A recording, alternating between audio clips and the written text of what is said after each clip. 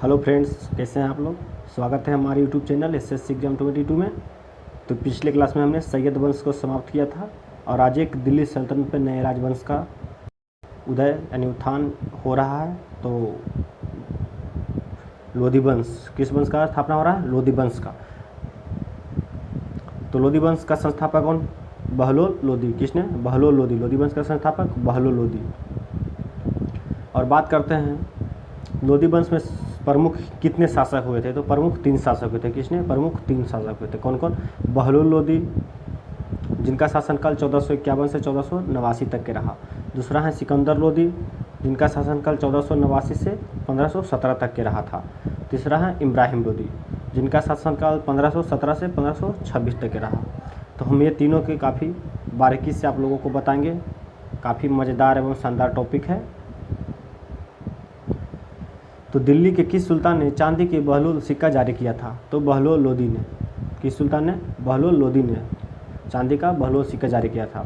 और एक चीज़ और ध्यान में रखिए कि जब अकबर के शासन काल तक के, मतलब अकबर जिसमें अपना सिक्का जारी किया था उसके पहले तक बहलोल सिक्का ही चलता था।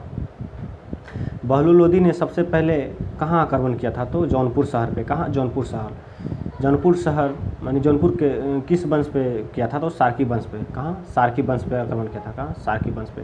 सार्की वंश का राजा कौन था, यानी शासक कौन था? हुसैन शाह। तो सार्की वंश का शासक हुसैन शाह। तो जौनपुर को जीतने के बाद जौनपुर का राजा किससे बनाया था? तो बरवाक लोधी को। किससे? बरवाक लोधी को। जौनपुर की अटाला मस्जिद का निर्माण किसने करवाया था? तो इब्राहिम शासक ने। किसने? इब्राहिम शासक ने करवाया था।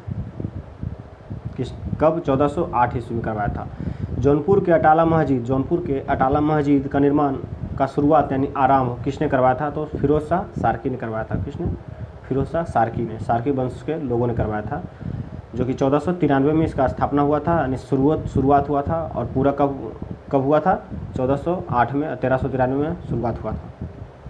दिल्ली का कौन सा सुल्तान कभी सिंहासन पर नहीं बैठा था? तो बहलोल लोधी ने। यानी दिल्ली सल्तनत का एक ऐसा सुल्तान था जो कभी भी सिंहासन पर नहीं बैठा था। कौन था वो? बहलोल लोधी था।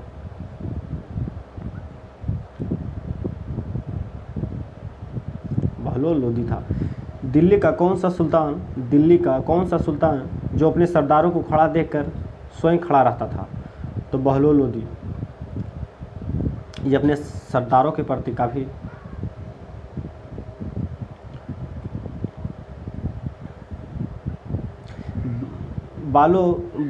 सॉरी, यहाँ देखिए गलत लिखा गया। बहलोल लोधी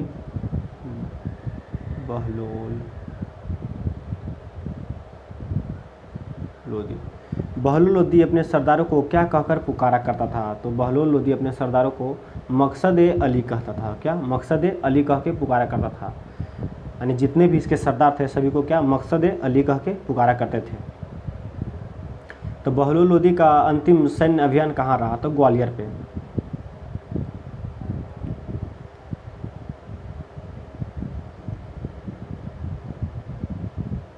तो बहलोल लोधी का अंतिम सैन्य अभियान कहाँ रहा था? ग्वालियर पे। कब? 1486-87 में रहा था। बहलोल लोधी के ग्वालियर अभियान के समय वहाँ का राजा कौन था? तो रायकर्ण। कौन था? रायकर्ण। तो बहलोल लोधी के समय ग्वालियर जब अभियान कर रहा था तो वहाँ का राजा कौन था? रायकर्ण। दिल्ली का किस सुल्तान की मृत्यु लू लगने से हुआ था? तो बहलोल लोधी का। किसे? बहलोल लोधी का। यानी दिल्ली की सल्तनत के कैसे सुल्तान था जिसका मृत्यु लू लगने से हो गया था? उस समय जब दिल्ली से लौटते समय काफ़ी गर्मी बहुत तेज थी और गर्मी के कारण बहलोल लोधी को लू लग गया और 1489 में इसकी मृत्यु हो जाती है। मृत्यु कहाँ होती है? मिलावली, जो कि उत्तर प्रदेश में। कहाँ है? उत्तर प्रदेश में है। मिलावली कहाँ है? उत्तर प्रदेश में है। बहलोल लोधी का उत्तराधिकारी कौन हुआ था? तो निजाम खां हुआ था। उसका बेटा, बहलोल लोधी का बेटा निजाम खां। बहलोल लोधी का उत्तराधिकारी कौन हुआ? निजाम खां हुआ। निजाम खां किस नाम से दिल्ली की गद्दी पर बैठा था? तो सिकंदर लोधी के नाम से। क्या? सिकंदर लोधी के नाम से बैठा था। यानी हम इस तरह की बात करते हैं कि सिकंदर लोधी का बचपन का नाम क्या था? निजाम खां था।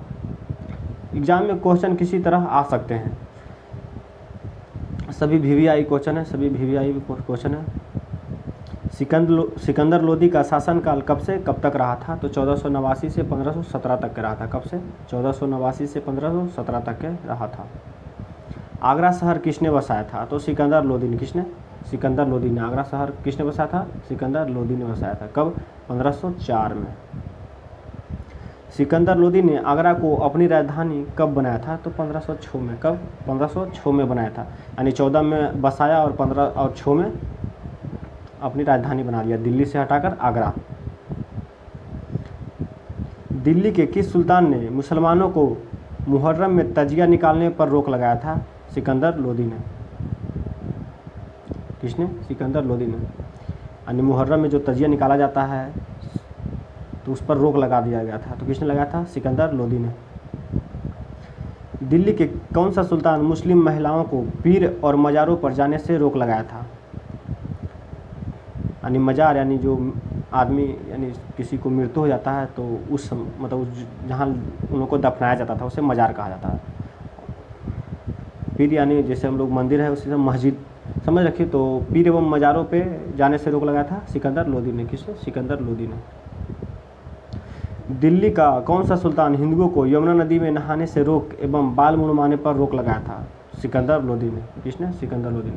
हिंदुओं को क्या कर रहा था? यमुना नदी में नहाने से रोक एवं बाल मुड़वाने पर रोक लगा दिया था। किसने? सिकंदर लोदी ने। दिल्ली का कौन सा सुल्तान सुंदर दिखने के लिए दाढ़ी एवं मूछ नहीं रखता था? सिकंदर लोदी ने। दिल्ली का एकमात्र ऐसा सुल्तान है जिन्होंने सुंदर दिखने के लिए अपने मतलब फेस पे यानी मुंह पे बाल और मतलब दाढ़ी और मूछ नहीं रखता था। दिल्ली का कौन सा सुल्तान जिन्होंने गुलरुखी नाम से कविता लिखता था? सिकंदर लोदी। किसने? सिकंदर लोदी। इन्होंने गुलरुखी नाम से कविता लिखा करता था। दिल्ली का कौन सा सुल्तान हिंदुओं के पर्व होली में भाग लिया करता था? सिकंदर लोदी। इससे पहले भी एक और सुल्तान थे जिसके बारे में हमने बता दिया था। और दिल्ली का इस लोदी वंश में भी एक जो कि हैं सिकंदर लोदी, इन्होंने भी हिंदू के पर्व होली में भाग लिया करते थे। भूमि मापने के लिए गज ए सिकंदरी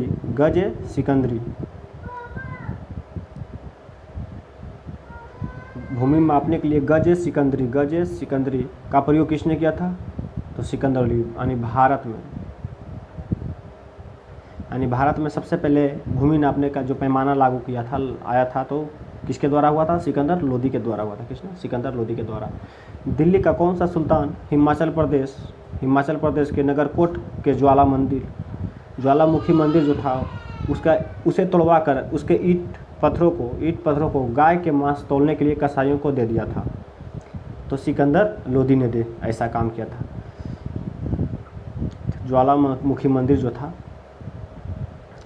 तो पिछले क्लास में हमने बताया था तुगलक वंश में भी कि यहाँ से जो किताबें ले गए थे तुगलक वंश में, और लोदी वंश में इसे मंदिर को ही तोड़वा दिया गया था।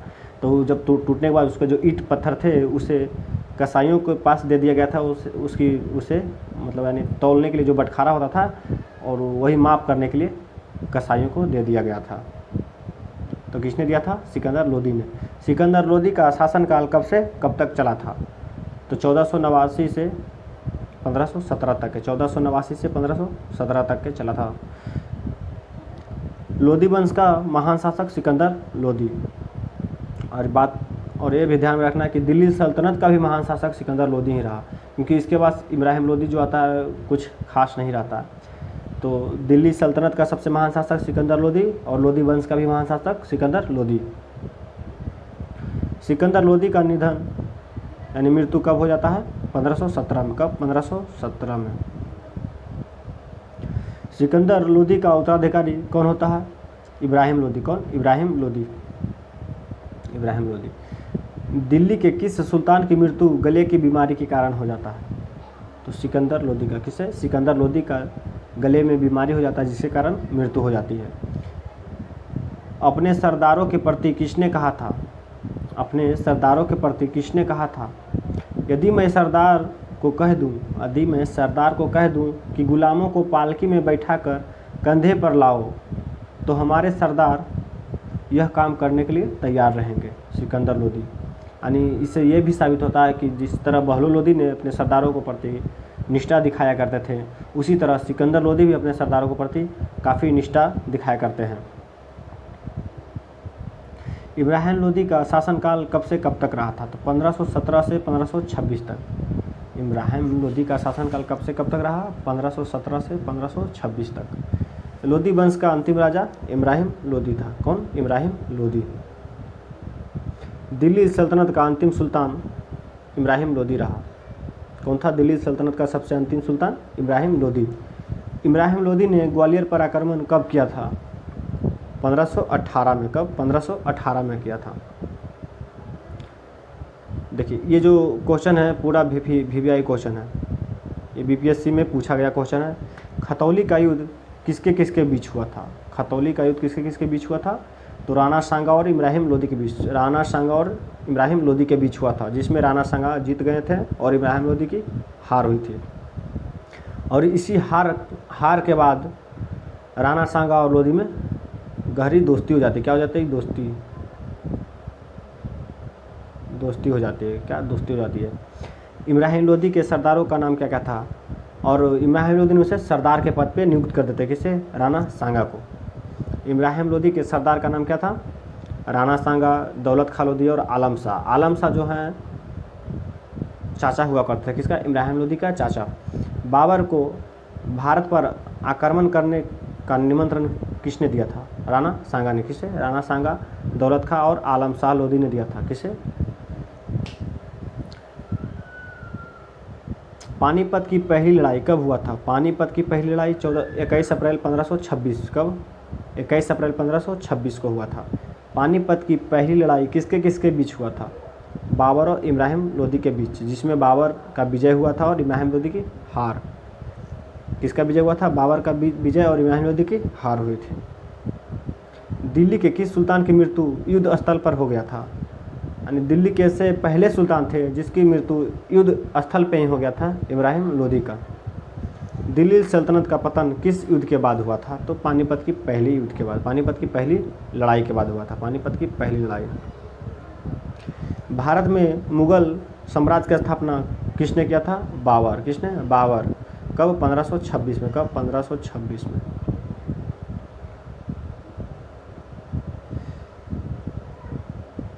तब दिल्ली सल्तनत जो आज समाप्त हो गया और अगले क्लास में हमने मुग़ल काल देखेंगे, मुग़ल सल्तनत, मुग़ल साम्राज्य। किसी तरह का कोई प्रॉब्लम हो तो हमें कमेंट्स करके ज़रूर बताएं। जय हिंद, जय भारत।